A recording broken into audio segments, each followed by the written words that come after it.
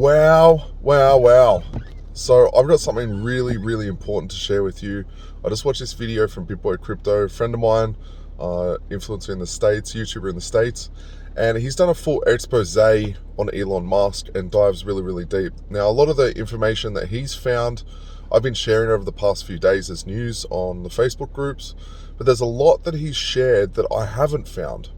And I feel like I couldn't sum it up nearly as well as what he has, so I'm literally going to throw the video on after this. So Elon cries poor and says that he had such a struggling upbringing when his father owned a emerald mine in Zambia and funded a lot of his private school education. There's a lot of shady things going on with him around the crypto market, and there's people that have said that he owed a large amount to his creditors in the last few months, 150 million plus, and that's one of the reasons why he was pumping and dumping Dogecoin. And there's other people that are saying that he's been doing this all along. He's been planning this all along. But BitBoy goes into some incredible detail, and the research behind this video is second to none. So I'm really blown away by the depth that this guy Elon is going to get attention, and it looks like he's slowly being more and more exposed. So yeah, jump in, watch this video, and give me your thoughts. I really appreciate it. I appreciate you guys, and we've got to get this message out there. So make sure you share this video, make sure you share it with people that you care about. Elon's affected me personally, my portfolio, my customers' portfolio, my friends' portfolio, my family's portfolios. And a lot of people around the world are really hurting from this guy just playing chess with the world's emotions. So it's super important that we share this and we get this message out there. So I'll leave you to watching the video. Elon Musk, space genius or elitist billionaire jerkface. In this video, we take a deep look into Elon Musk's past and show definitively that he is not all he says he is. We also pry open the secret playbook that Elon and the other elites are using to push you out of Bitcoin so they can keep it all to themselves. Grab a bag of popcorn. We're going in on Elon. Let's get it. BitSwap is the hottest new way to trade tokens. Crawling all the top decentralized exchanges, BitSwap will get you the very best price and value for your trades. BitSwap is changing the game.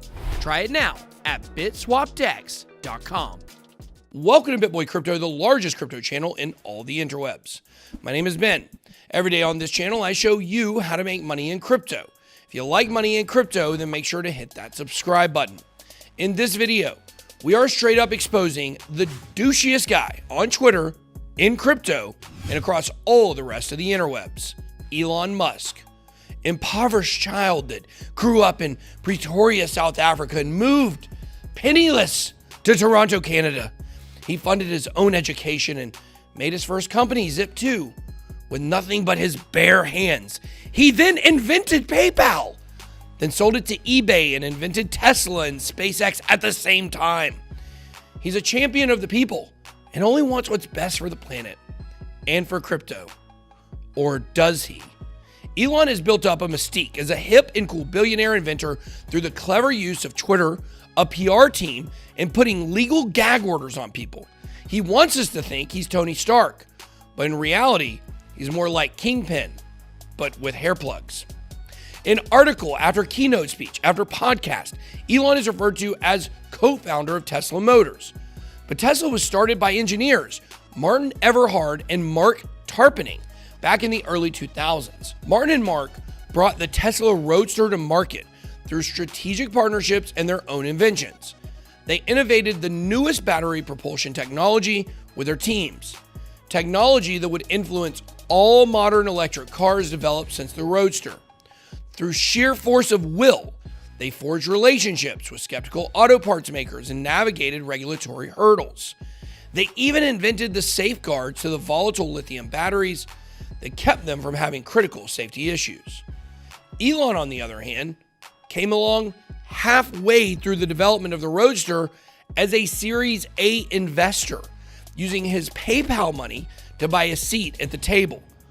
According to Martin and Mark, Elon didn't have much input in the beginning, but as time went on, Elon started to demand more and more from the team. As concept work moved towards building the Model S, Elon was voted in as CEO and immediately made life terrible for the founders. Martin was the most vocal in his opposition to Elon's increasingly demanding time schedule and was forced out of Tesla. Mark was able to stay around for a little bit longer, but took a severance package as soon as a chance presented itself. Elon now had no real opposition at Tesla and immediately took on the moniker of co-founder for no apparent reason other than his gigantic ego. He literally had nothing to do with all the core technology development of Tesla and even stuck to the original product launch map that Martin and Mark had established early on. Elon went on to trash the Roadster in nearly every interview since then, even though the Roadster laid the foundation for all of his future success at Tesla. Elon's reign of terror at Tesla soon moved outside the company when car designer Fisker contracted with Tesla to design the Model S. This relationship started before Elon took over as CEO, and Fisker was getting more business because their car designs were getting a lot of attention in the industry. But soon, Elon learned that Fisker was designing a different class of car with quantum fuel systems. The idea of electric car competition scared Elon so much, he saw an opportunity to create some FUD and crash a potential competitor very early on. In April of 2008, Tesla Motors, at the instruction of Elon Musk, filed a lawsuit against Fisker Automotive, accusing them of everything from fraud, breach of contract, and believe it or not, unfair competition. Elon buried Fisker in a mountain of lawsuits and crushed them, spending months dragging Fisker's name in the mud as a bad actor in the automotive industry. It was only months later that a court found that Tesla's lawsuit was totally frivolous and had no merit. They even ordered Tesla, not Elon, to pay over $1 billion in restitution, but it was too late. Fisker was done for. Elon knows, though, where his bread was buttered and pursued government subsidies for electric car manufacturing, following the footsteps of other car manufacturers. A huge company stuffing their face with neat bucks is nothing new, but Elon, of course, being two-faced to keep his government checks flowing, but also FUD and spread misinformation about crypto. You see, Elon wants it both ways. He wants to pretend that his electric cars are the perfect solution to every environmental problem, but they aren't. It's hot air. Electric cars may be the way forward when it comes to green energy, but their manufacturing process is far from green. The cobalt and lithium required to make a car battery are mined using child labor, with workers being paid poorly and working in dangerous conditions, often 7 days a week. Great job, Elon. The lithium mines in particular are consuming vast swaths of pristine desert and other natural habitats in open-air acid evaporation pools that decimate the immediate area. All these materials are mined using machinery with diesel engines shipped across the globe using diesel supertankers. But the dirty, open secret of electric vehicles is that no one has the capability to recycle the massive batteries. That's right. Every electric car battery goes into a landfill, a massive log of toxic chemicals that will sit in a landfill for centuries. So Elon turns a blind eye to all these issues, but will spread misinformation about Bitcoin using electricity. Maybe that's why his first two wives left him. I'm no fan of the Securities and Exchange Commission. It's well documented. They serve a purpose, but it's archaic. So initially when I saw Elon Musk fighting back against the SEC back in 2018, I cheered him on. Stick it to the feds. The troubles for Elon started when he threatened to take Tesla private on August 7, 2018. A month later, the SEC filed a lawsuit against Musk, accusing him of making false and misleading statements and sought to strip him of his leadership position at Tesla. A few days later, Musk settled with the SEC and agreed to step down as CEO for 3 years. It seemed that that was the end of this saga. But just a few weeks later, Elon was on 60 Minutes and declared, "I want to be clear. I do not respect the SEC. I do not respect them," Musk said when asked about the SEC's lawsuit against him.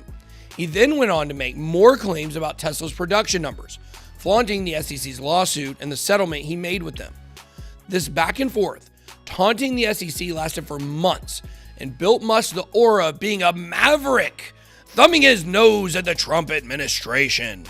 The mainstream media loved him for it, and they sang his praises, even louder from the rafters. You see where this is going, right? Elon was thrown into the zeitgeist and started to become a cultural figure. Attention. He loves it.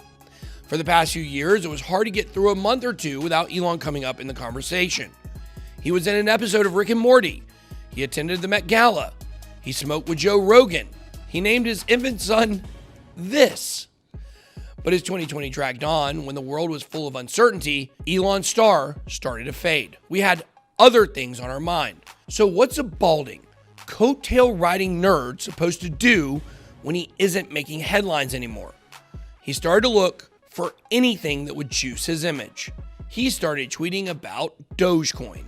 Started small, just a few tweets and memes, but as he saw the price pump by 682% and the fervent adulation of Gen Z and millennials flooding his Twitter, Elon went all in on Doge. Social media crowned him the Doge Father. Then he announced that Tesla had bought Bitcoin and would accept it as payment for their cars. And this is when it all started to run afoul of the crypto community, specifically Bitcoiners. While Elon had stated his support for Bitcoin multiple times in the past, he found himself at odds with the only thing he loves more than fame, his money. Elon was pretty successful at pulling strings to get attention, playing both sides of many different fields. But when he got into crypto, he suddenly found himself on his back foot. Old money types who sit on the board at Tesla, as well as Tesla shareholders, didn't like all this talk about some new kind of money that isn't the dollar.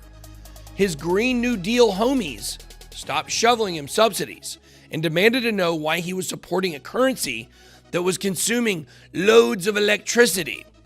The cryptoverse was split between euphoria for crypto coming into pop culture and concern that Elon was shilling an S-coin and delegitimizing crypto as an asset. As pressure mounted in late 2020 and early 2021, Elon showed his true colors to everyone, not just those in crypto. He turned on Bitcoin, started pushing environmental FUD that has been debunked on this channel in full. You can actually check out a link to our environmental FUD video above. But he also kept pumping Dogecoin, started making claims about crypto that were not based on facts.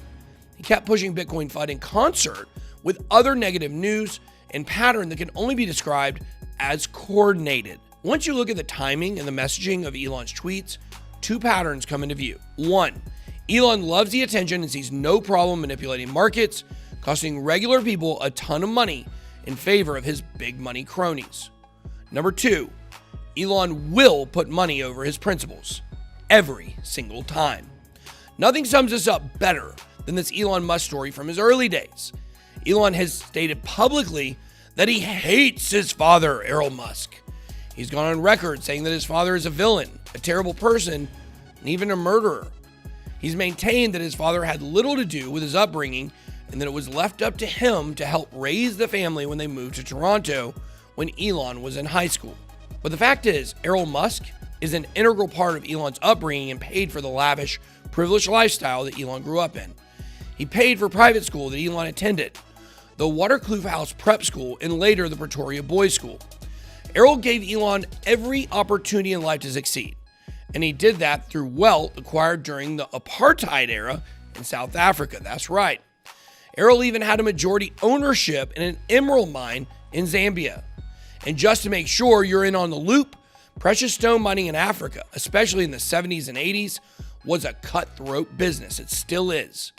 But back then, the labor was done by illiterate workers who were paid pennies a day, basically slave labor, something we see Elon Musk carrying out to this day. That's right, Elon's education and upbringing come from suspect and possibly criminal enterprises. So it only makes sense for an attention whore like Elon to try and distance himself from his father, right? But remember what Elon does love more than good press? Money. When Elon was starting his first company, Zip2, he was looking for money to get it off the ground. And when Elon Musk opened up his wallet and offered $20,000 to Elon to get in on Zip2, Elon was more than happy to accept blood money. So it's pretty obvious that Elon will do or say anything to make a buck. It's himself that he's the most interested in. Not space, not the environment, not Dogecoin. If it's not pumping his image, he'll turn his back on it. This is the takeaway. Elon Musk cannot be trusted. He's bad for crypto, bad for America, and bad for the world. Elon is an enemy of crypto. Stop giving him attention. Unfollow him on Twitter. We have to take power away from him, and we do that by turning him off. And canceling Elon, well, that gets me all turned on. Let me know what you think about Satan himself, Elon Musk, down below in the comments. That's all I got. Be blessed. BitBoy out.